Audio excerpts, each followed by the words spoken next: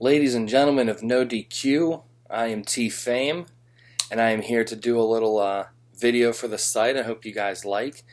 Um, I call this What If. So it's actually broken down into 3 parts. I could look back into some old wrestling and present a what if question. You know, what if this happened rather than this happened or whatever. And then it'll lead to some natural, like a little bit of fantasy booking and talk, which I hope can create some discussion among everybody. And finally, take that what if question and apply it to maybe some booking decisions today. And, we'll see how it goes. If you guys like it, I can do more of this. And if not, well, at least this was fun. All right? Don't mind me. My phone's right here. I have a lot of notes, so if I'm looking down, scrolling through, I'm not checking text, just making sure I got everything. I've been watching a lot of Golden Era WWE recently, and I watched a lot of the late 80s, some early 90s, and I also was watching old NWA. I watched the Flair Steamboat trilogy in 89. And it just kind of got me thinking how different the mindset was with booking. Whereas Vince McMahon had created Hulk Hogan, or Hulk Hogan created WrestleMania or WWE, whatever. The fact is, in WWE at the time, Hulk Hogan was like the guy, and it's unreal. Like, I know we all talk about how Hogan dominated, but it's, when you really look at it, it's kind of crazy. Like, he wasn't a main eventer, he was the main eventer. Ever since he won the title, he defended it at left WrestleMania 1 as a champion, didn't defend it, but he defended it at WrestleMania 2, defended it at WrestleMania 3, lost to Andre the Giant, putting his shoulder up at 1, so everybody knew that, no, there's no way Hulk Hogan would lose this, right? Obvious, screwy finish. Double disqualification at WrestleMania 4, but of course he was out there during the main event. Savage going over. When the Mega Powers took off, he was still main eventing with Savage. The first SummerSlam was that year, and it was a tag match. Mega Powers, Money Bucks. Survivor Series, they were both the survivors. Hogan and Savage both survived. In fact, I think Hogan got the winning pinfall in that Survivor Series. So it's like Hogan was still the guy. And even up through, WrestleMania 5, when he took the title from Savage. And then you go farther, I think Survivor Series 89 was the first pay-per-view. I remember just watching through all these old things where Hogan wasn't main eventing. It was actually, that was the Warriors team versus the Heenan family. And it boggled my mind how crazy it is. Think about that. One guy for 6 years or something, just main eventing every single time. It was, I know they don't run as many events, or they didn't run as many events as they do now, but it's amazing. I mean, but that worked. The WWE is and you can't blame Vince McMahon for doing that. And put butts in the seats, gave us, Hulk Hogan, which is, love him or hate him, maybe the most recognizable wrestler of all time. And it just got me thinking, the opposite side where Flair was dropping the title more. Not as crazy. It's not like every other week he's dropping the title, but it would they build up a baby face to be able to take on Flair. Flair would, wrestle from 45-minute draw, 45-minute draw, 45-minute draw, and then they'd go over. And then maybe Flair wins it back, and then they build somebody else up. And then, so it was the constant heel champion in NWA, which then became Jim Crockett and eventually WCW, and it was the constant face champion for WWE. So it just got me thinking, what if WWE had the Hogan chase the heel champion?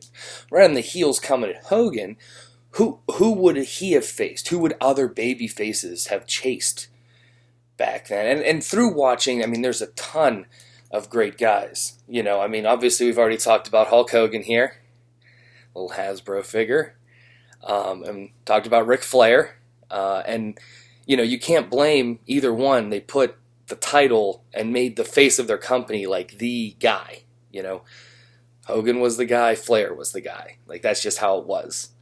But some of the other heel champions that Hogan could have chased after include, like, you know, Roddy Piper, maybe in the 80s, or maybe Ravishing Rick Rude would have worked. Jake the Snake Roberts, you know, he went heel and then he went face, then he went back heel. Love him as a heel, though. He's so good. Macho King Randy Savage actually had his little heel run, but it was mainly like the slow burn. You know, it wasn't like Hogan chased the title for about a month and got it, and then it was, you know, it was over. So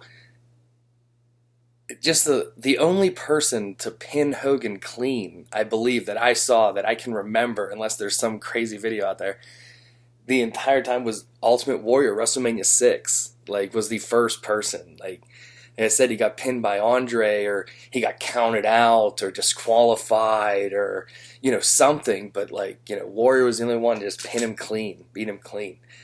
So, like, who could Hogan have chased? Who could these guys have chased? Who would have been the heel champion? The Ric Flair of WWE in that time period. And I narrowed it down to 3.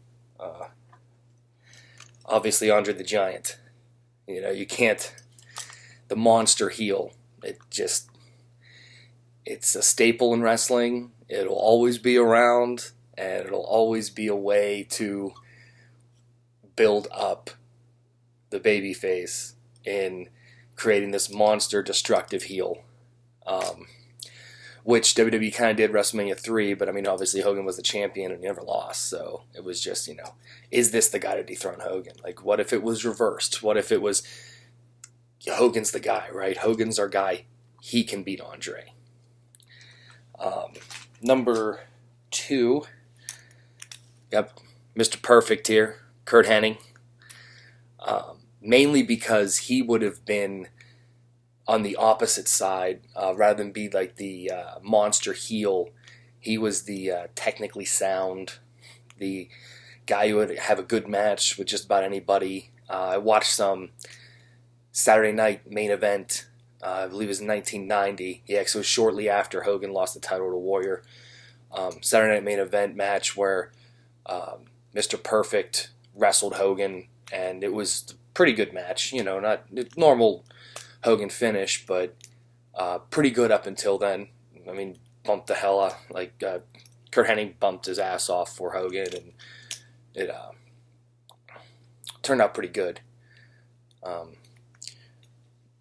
And then, number 1, my choice, maybe my favorite heel of that era, possibly of all time, because not only could he cut a promo, did he have the classic gimmick that you could just despise, but also just, he's one of those heels who would just technically sound and would just bump like crazy. Could make anybody look like $1 million. No pun intended. Because it's the $1 Million Man, Ted DiBiase. Love the $1 Million Man. Loved his gimmick. The mastermind behind Hogan actually losing the title to Andre, and then Andre giving it to DiBiase. It's just funny. Looking back, I can imagine, like, if I was a kid watching that, being just so mad, you know, how could they do this to Hogan? But, like, now looking back, it's just great booking for the time. And I don't know, there's just something about the $1 Million Man. Gotta love him. I was watching Survivor Series 1990, I believe it was, and it came down, that was the debut of The Undertaker, and he was on Team DiBiase, and then they faced Team Dusty Rhodes. And it came down to Ted DiBiase versus Bret Hart in that match. And Ted DiBiase and Bret Hart went one-on-one for a good bit toward the end of that match. And Bret Hart. And Bret Hart looked good. Bret Hart looked like he could hang in the main event. And that was in 1990. Like, before he had ever won a singles title. He still didn't break up from the Hart Foundation for another over a year. He was still with the Hart Foundation. Didn't win his first singles title for another over a year. And then obviously he was like, roughly 3 years removed from, 2 years removed from winning the World Championship. So, I mean, I don't know if that was how, they got to look at him, or if he just, Bret Hart just impressed, but man, I mean, just that, they went at it one-on-one for maybe just 5 minutes at the end of that match, but man, Bret Hart looked good, and Bret Hart is good, but also DiBiase just was so good at making anybody look good. I mean, matches with like Hacksaw Jim Duggan, and matches with obviously Macho Man and Hogan, and hell, even like Virgil, DiBiase, like, I mean, you name it, like DiBiase feuded with him, and it usually paid off pretty well by the time they had their big payoff match. But I can just imagine, Hogan chasing DiBiase, where DiBiase could send anybody he paid off at the time, weasel his way out of matches by paying off refs and timekeepers, which he did, to help Mr. Perfect beat Texas Tornado, paid off Howard Finkel, became the timekeeper, and a screw job, and then paying off obviously the referee whenever Andre won the title from Hogan. And it's just, I don't know, you could have done so much with that. And I think that would have been, I mean, obviously I say that now. As a kid, I wanted to see Hogan pose.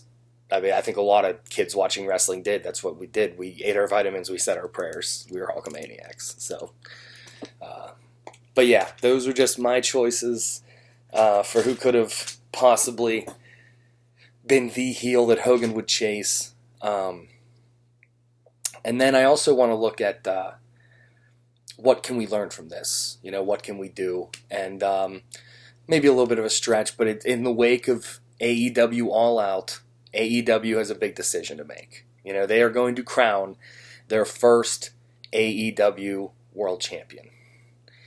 And my advice, little old me, would be put it on the guy who's going to be the face of your company. Like, who's going to be around for a while, who's, no pun intended, all in, who you can stand behind. I mean, you can't just put it on anybody, because, I mean, obviously it's either going to Hangman Page or Chris Jericho. And Chris Jericho is the more established guy. Chris Jericho is the veteran. Chris Jericho is the heel. And Hangman Page is the baby. Hangman Page is kind of more fans are unfamiliar with him versus Jericho. I know I'm not familiar with a lot of his work. I did like his match. I can't even remember who it was against. The last pay-per-view, losing it, that I watched. But if you want to create that unbeatable face, or that face of your company, I shouldn't say unbeatable, that face of your company everybody can get behind, you got to go with Hangman Page. Or if you want that heel who's just going to bring the best out of multiple guys who you can send to face him, Chris Jericho would probably be the better choice. Then he could make Page look good. He can make this guy look good, whoever they want to throw at him, Obviously, it's their first champion. They can get it wrong. They'll be fine. It's still early. But if things don't end up working out come Wednesdays in October, when they're losing the ratings to NXT, I don't want them looking back and wondering, what if? All right, let me know what you guys think. I hope you enjoyed it. I had a little fun watching old wrestling, putting this together. Let me know if you like it, if you didn't like it. If you do like it and you want to kind of fantasy book with me a little bit, or maybe just bring it up, what if, let me know. You can hit me up on Twitter at tfame, or just comment on this so we can check. For the future, I don't want to do as many, like, what if Magnum TA never got injured, or what if Owen Hart never died kind of stuff. That's just not, I don't know, as interesting to me. I mean, you can, talk all you want about, but there's really no way to know. I'd rather look at something like this and kind of look at it from multiple angles and, kind of wonder how things could have been a little different. Still enjoyable, but just a little different. All right? Well, thank you, No DQ Universe. If you're watching AEW All Out, please enjoy. If you're not, you can continue with the King of the Ring. As of this, so far, my bracket is perfect so far, so that's exciting to me. You can even check it out. There's a picture of it on my Twitter. I'm not lying. And look forward to talking to you soon, all right? Thanks, guys.